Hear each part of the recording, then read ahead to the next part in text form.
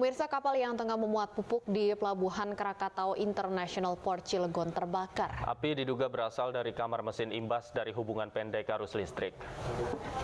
Dua kapal tugboat dan kapal milik Lanal Banten berusaha memadamkan api yang membakar kapal barang MV Abu Samah yang tengah memuat pupuk di Pelabuhan Krakatau Internasional. Karena api semakin membesar, kapal kemudian ditarik ke tengah laut ke wilayah Pulau Ular agar api tidak menjalar ke kapal. Selain upaya pemadaman, petugas mengevakuasi 27 anak buah kapal ke darat. Sementara dari hasil pemeriksaan petugas, kapal barang ini diduga kebakaran akibat korsleting listrik di bagian kamar mesin. Tidak ada korban jiwa maupun luka akibat insiden ini.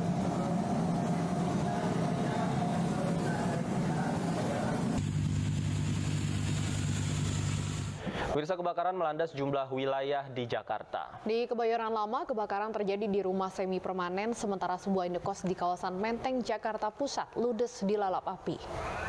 Jaya 65, Bang. Jaya 65. Vitamin RPA, Bang. Kebakaran terjadi di permukiman warga di kawasan Jalan Raya Kebayoran Lama, Jakarta Barat. Banyaknya material yang mudah terbakar membuat api sulit dipadamkan oleh petugas. Sebanyak 28 unit mobil pemadam kebakaran dan 100 personel diturunkan ke lokasi untuk memadamkan api. Tidak ada korban jiwa dalam peristiwa ini, namun 10 rumah milik warga ludes dilalap api. Si Jago Merah juga melalap sebuah bangunan rumah warga di Jalan Bojong Kafling, Rawabuaya, Jakarta Barat.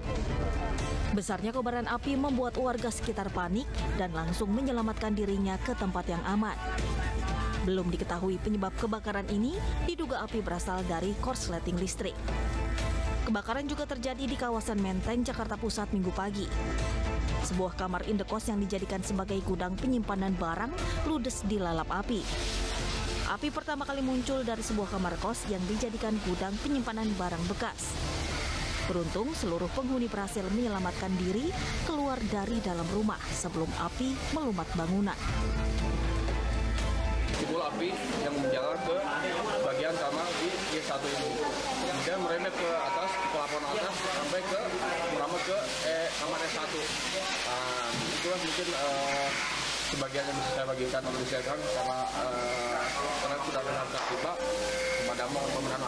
pemadaman api pun dilakukan oleh pemadam kebakaran. Api berhasil dipadamkan 15 menit pasca petugas diturunkan ke lokasi. Tidak ada korban jiwa dalam peristiwa ini, namun kerugian ditaksir mencapai ratusan juta rupiah. Dari Jakarta, tim liputan iNews melaporkan. Pemirsa, polisi menghentikan paksa festival musik berdendang bergoyang yang digelar di Istora Senayan, Jakarta. Hal ini dilakukan akibat jumlah penonton melebihi kapasitas yang membuat puluhan di antaranya pingsan.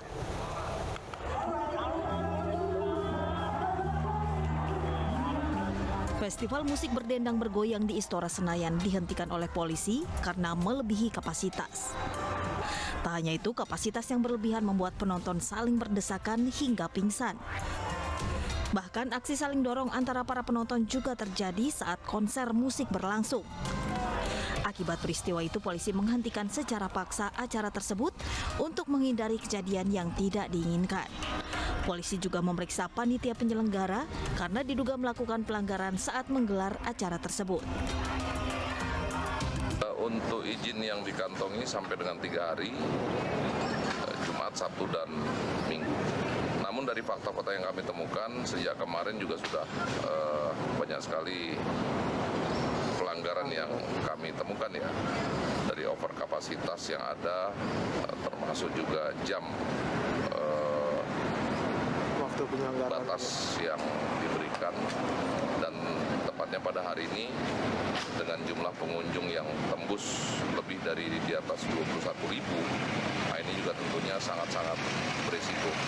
Terbukti dari kegiatan tadi ada beberapa masyarakat yang Festival musik berdendang bergoyang dilaksanakan selama 3 hari sejak hari Jumat hingga Minggu malam. Namun, usai dihentikan paksa pada Sabtu malam, polisi mengevaluasi izin penyelenggaraan festival untuk hari Minggu. Dari Jakarta, Vendra Kurniawan, iNews melaporkan.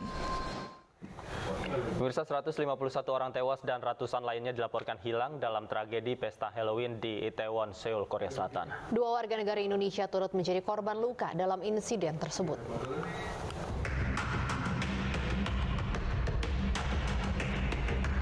Gang sempit di distrik Itaewon yang menjadi lokasi insiden Halloween maut ini masih dijaga ketat polisi pada Minggu pagi waktu setempat. Presiden Korea Selatan Yoon Suk Yeol mengunjungi TKP dan memerintahkan agar investigasi segera dilakukan untuk mengungkap penyebab pasti insiden tersebut.